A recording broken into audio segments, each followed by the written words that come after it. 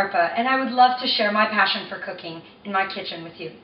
I grew up with my mom and my grandmother, who were the most amazing cooks in the kitchen, and I would watch them create these recipes consistently without ever following a recipe or measuring things or worrying about how much of something they should be adding. And so today I'd like to share that same philosophy that I've learned to cook with. And it uses simple ingredients, anything that you have around, without having to worry about how much of anything you should be adding. I'm going to be making my corn fritters with a delicious smoked paprika sour cream topping. So let's get started. The idea of this recipe came about when I was at the supermarket, and of course fresh corn was in season, and so I thought I have to get it and make something with it. I kind of went overboard and bought a lot, and so that's why I decided to make these corn fritters. What you do is you need to remove the husk from the corn. Okay, so it's really simple. You just pull away like so, and get rid of some of this hair. And there's nothing better than fresh corn. It's extremely sweet. Not that there's anything wrong with frozen. Definitely not canned for this recipe.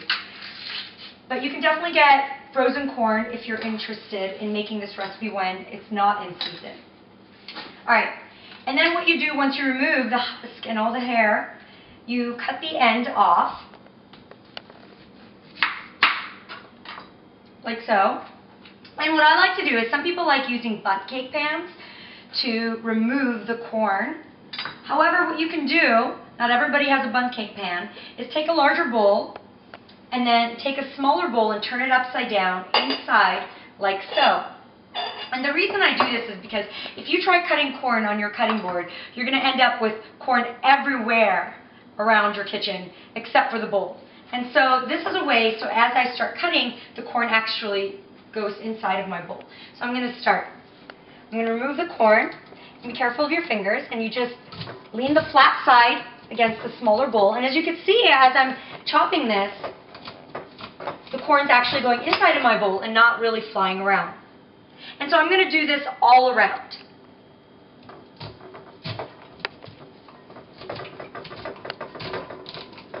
Got to use some arm muscle here. So here you see in my bowl now, I've got 2 corn that I've removed from the husk, and it's pretty much ready to go to use in my corn fritters. I'm going to add a few more ingredients to this, but I really want the star of this recipe to be my corn, and so I don't want to add too many things to take the flavor away from this. And so what I'm going to add to this is some green onions. I love spicy food, and you can totally omit this, but I'm also going to add some chopped serrano chili. I like to add the seed, but again, if you don't like spicy, you can even remove the seeds from this, but just for the flavor. And I also like to add some fresh parsley. Anytime I cook, there's always one herb that I love using in my recipes because it truly just brings out this clean, fresh flavor. And so parsley will be used today with my corn. I'm going to get started on chopping my ingredients. I have 2 green onions here. And again, you don't have to worry about how many to add. For me, I like a slight onion flavor, and so 2 seems appropriate enough. If you don't really like it too much, you can even add 1, and that's fine. If you love green onions or you like that onion flavor, then definitely add more.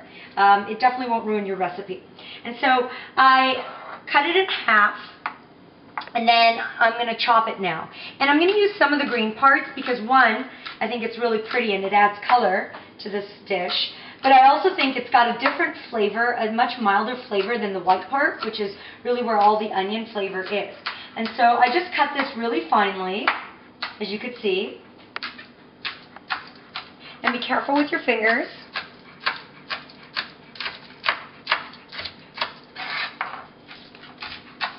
And I don't use all of the green exactly, but just some of it. And so I'm just going to use a little bit more, and there's just a little bit left, and I can toss it up. And now I can take this, dump it into my bowl of corn right here, and I'm going to get started on the other one as well. Next, we're going to start with our serrano chili pepper. And so I'm going to show you how to remove the seeds if you're not interested, and I'll do that to half of my serrano. So I cut the end off, and then you take it and you split it in half, And so the spicy part is really the vein, this white part, and of course the seeds. And so I, of course, like to use it, and so what I'll do is I will actually chop it in half and then chop it really finely and dump it in with my corn.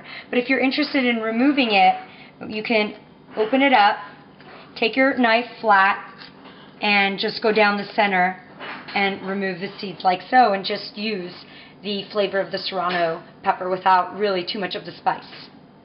So I'm going to chop this up right now. I'm actually going to keep the seeds though. So growing up we had a lot of spicy food, and so I think my entire family has gotten really accustomed to eating extremely spicy things, and so sometimes it's a little difficult for me to tell how spicy I make food because I have a very high tolerance. But again, you don't have to include this ingredient if you choose not to. You can definitely do even a green bell pepper here. That would definitely work for flavor. It's an aromatic. Next, we're going to chop some parsley. I love how clean and fresh parsley tastes. I don't want too much because, again, the star of this recipe is the corn, so I'm just going to remove the leaves from the parsley. And if you do really require a measurement, I would say about a tablespoon chopped parsley would be enough for this, so that you get enough flavor but not too much where it's overpowering the corn. So now that I got my loose parsley leaves, I like to bunch it up like so, and it makes it a lot easier to chop when you bring it all close together like this. And then I'll start chopping it fairly finely. So I want to be able to have a little bit of parsley in every bite, like so. And then I hold my knife like this, and I start chopping away at the parsley until it's a lot finer. And you want to make sure that you keep your knife down and you're chopping like a seesaw motion, because what people tend to do is they go up and down like this, and all you're really doing is you're bruising your parsley. You're not really chopping. But this way, it allows the knife to actually go through the leaves. And this is perfect. So as you could see, you could tell that this is about a tablespoon, if you could see, like I had mentioned. So I've gotten really good at looking at things and telling how much it makes up. I'm going to add this to my corn now. And so really those are the essential ingredients to my corn fritters. I'm going to mix that up. Okay, so now I've got all my ingredients that I need really for my corn fritters in this bowl, but I also need things that are going to bind all the ingredients together so that when I cook them up, they make a fritter. And so in order to make this fritter, I'm going to need some eggs. I'm going to be using 3 eggs, 1 whole egg, and then 2 of the egg whites. And the reason that I use the egg whites is because I think it's a little bit healthier and it still does the job, which is the binding. And so I'm going to go ahead. For this round, I put a whole egg, and now I'm going to separate my egg yolk, and you split it in half, and then keep moving the yolk around from one shell to the other until all the yolk is out. Perfect. There we go. And then I'm going to take my second one. Again, I hold it upright, split it from the center, let the white just run down, and then transfer the yolk onto my other half of my shell. And I keep doing this until all the whites are in my bowl. And now I'm going to add some other ingredients to this. So the other ingredients that I need for my corn to bind together is some kind of a milk. So I'm going to be using half and half.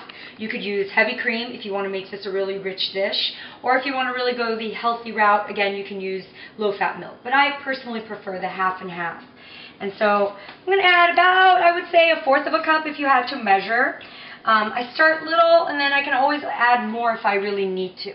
The next ingredient that I'm going to add is some Japanese panko breadcrumbs. I love using these Japanese panko breadcrumbs. They're a lot thicker. And so with all this egg and the cream, I want to make sure that I have the breadcrumbs to soak up some of the liquids, or else you're going to end up with this just super liquidy fritter, which you don't want. And I would say about half a cup would be sufficient in this. Again, you can always test to see how much you need. So about half a cup to maybe even 3/4 of a cup. So I'm just going to break my yolk and then start mixing this in a little bit. And you can see how the breadcrumbs start to absorb all the liquid. And you want that. You want kind of a thick consistency here. Perfect. Next, I'm going to add a few simple seasonings like salt. And I love using white pepper. If you've never had white pepper, it's a lot more subtle than black pepper. If you don't have white pepper, you can definitely use regular black pepper. Okay, so I'm going to add some kosher salt to this. And I always just put enough salt to cover the top. And so that looks right to me. I would say about half a tablespoon of salt would be really good with this. And I'm going to add about a teaspoon of white pepper. The last ingredient that I'm going to add to this is really good. It's cheese. And I love using this chive cheddar cheese. And I'm just going to add about maybe half a cup.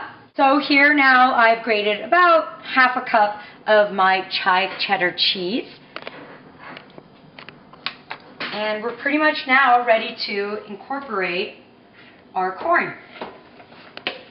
So now I have my pan going in here on a medium-high heat, and I have about a tablespoon of butter with about 2 tablespoons of olive oil, and I'm just going to let that really heat up. As my butter starts bubbling a little bit, I'm going to start putting about a tablespoon or 2 of my fritter, and you can make it any size you really want, how big and how little you want. And I'm just going to start scooping it out and flattening it just a little bit. So once you see a little bit of browning around the edges, they are safe to turn. And so you got to be really careful and quick. And look how beautiful those look.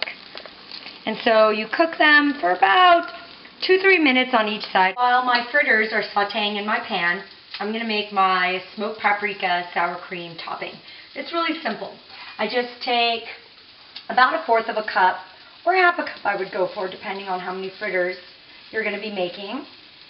So next what I'm going to do is I'm going to add about 2 teaspoons to a tablespoon of smoked paprika. Of course, I'm going to add some of my white pepper again, and some of my salt, and I'm going to mix this up.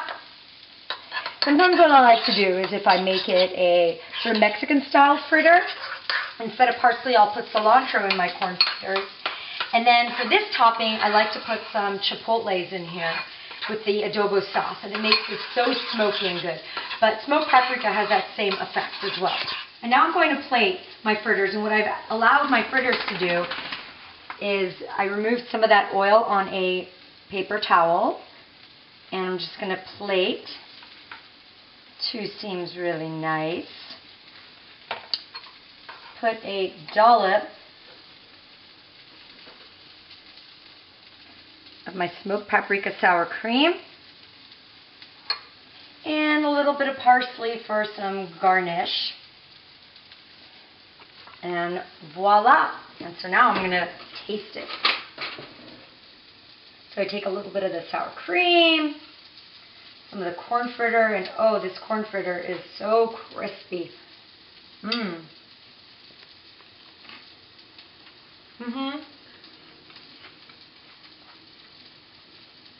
You know it's good when you can't talk. That smoked paprika is a perfect accent to this corn fritter. Thanks for spending some time in my kitchen, and I hope that I've inspired you to not be so afraid of getting in there and just mixing in ingredients comfortably. Join me next time for my next food adventure.